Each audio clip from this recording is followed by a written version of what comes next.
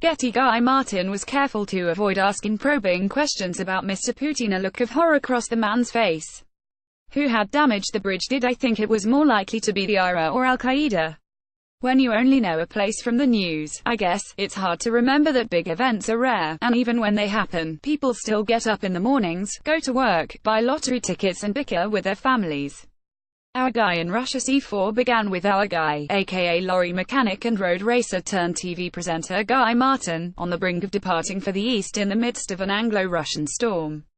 In the wake of the first Salisbury poisonings, diplomats were being expelled like exhaust fumes and allegations and rebuttals were flying about like malfunctioning drones.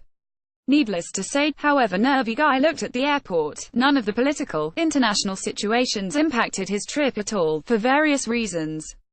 A love of cars helped Guy make friends in Moscow. Insult Mr. Putin and you might as well have insulted all the people who in the siege of Stalingrad. Matt Baylis. However far he travels, he's a man principally interested in things with engines and moving parts. This makes other men warm to him generally, and it also means no one could possibly take offense at the odd innocent question related to the news. He doesn't come across as a man with an angle, because he isn't. A good example came last night when Guy got the rare privilege of driving a luxurious Zil car, the vehicle of the old communist mandarins, through the Moscow streets with its owner Vladimir in the back. The only thing, as Guy said, that he knew for sure about Vladimir was that he wasn't called Vladimir. At any rate, where your Dimblebees and your Reeves would have been asking probing questions about the lingering inequalities and privileged hierarchies of Putin's Russia, Guy was just thrilled by the steering.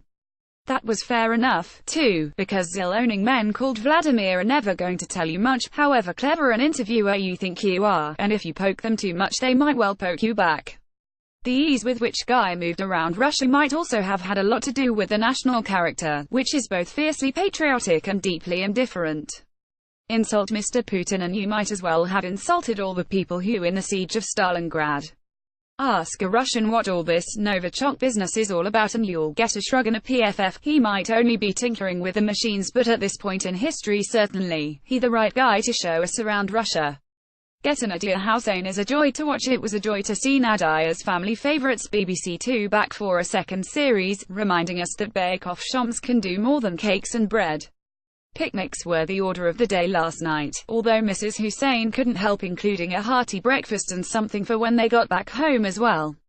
She began with coconut vermicelli, followed by an inspired samosa pie crossover, definitely making that at the weekend, plus cheese biscuits and tomato jam, then for a finale led us through the basics of a prawn biryani for supper.